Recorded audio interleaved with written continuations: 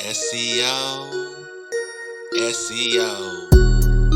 Rank it up. Your website gon' crank it up. Hello, this is Erica Glessing, and I'm your host of this podcast, which is called SEO Rank It Up. And we're going to talk about how long should your page be? How long should your web page be?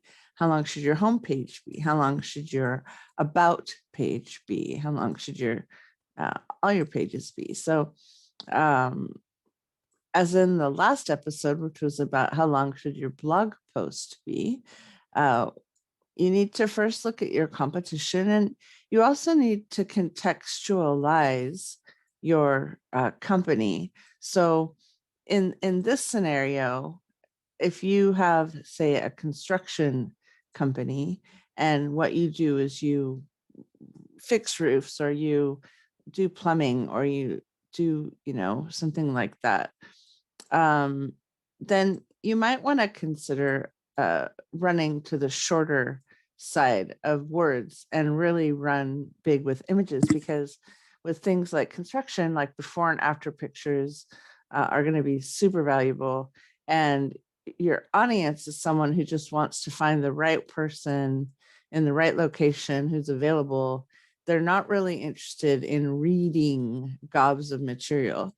So even as I'm talking about, like, how long should it be, and how many words should it be, and how can I get SEO, how can I rank, note that you need to really be aware of your audience. I do have an episode about that. It's the most popular episode so far.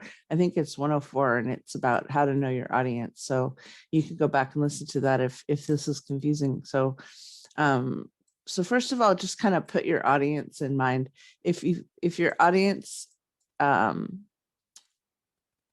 would benefit from words, then you need to go and find the top pages, and then have yours be longer than all the other pages, and have it be longer and stronger. So basically, SEO is going to come down to quantity, quality, and popularity. So to get all three, you want to be sort of just right.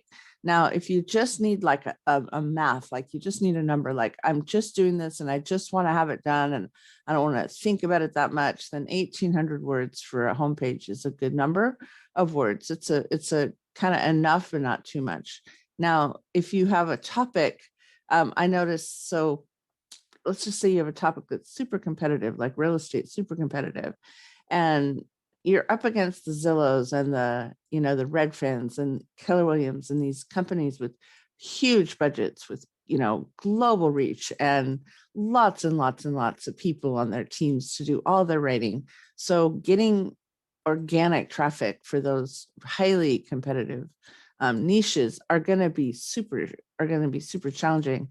So I noticed there was this one Florida website that got organic traffic for real estate in Florida. And I was fascinated by that, because it wasn't a big company. It was just like a small company, but it was it was ranking really, really high. I was so curious about that. So I was like, how? And I cannot tell you, they had 7,500 words about real estate in their community on their homepage. It was a crazy number of words. Like, it just went on and on and on and on and on and on. And I was like basically almost like a book's worth of words is how they got to that ranking. So this is something that you don't have to leave. You don't have to set it and forget it. I know you like to set it and forget it, like we all do. But if you keep it alive and you keep adding to it and you keep strengthening, put new pictures up so it doesn't look the same every day, that's going to give you some extra juice. So now take your competition. So go ahead and find like 10 companies that are doing what you do, that are up on the internet on their home, on the pages 1 through 2, 1 through 3, and then just look at how many words they have. And sometimes, like, they might not have that many. So maybe they only have, like, the average only has 400 or 500 words. Then you only need to do like 1,000 words to outcreate them. So even though I'm saying like 1,800 is good, you don't even have to do that if no one else is. You can do just a little bit better than them. Um, yeah, so it's really something where there's no firm rule, and you want to just be. Now, let's talk a little bit just for fun about how good looking it needs to be. SEO doesn't need to be good looking, so it needs to be user friendly and easy to load and short.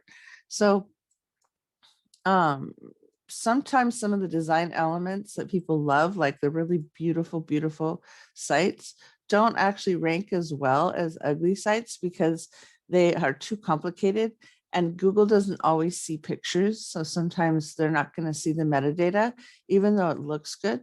Now, sometimes people need their website to be like a calling card, right? They want their website to be a calling card.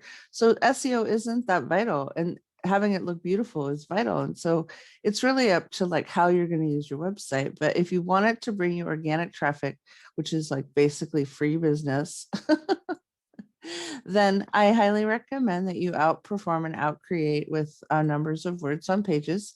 Again, to recap, 1,800 is a good number if you don't know. But if you want to just go look, then if it's under 1,000 for your competition, I would double it. So if your competition's around 800 or 900, I would do 2,000. If your competition's around 2,000, I would do 3,000.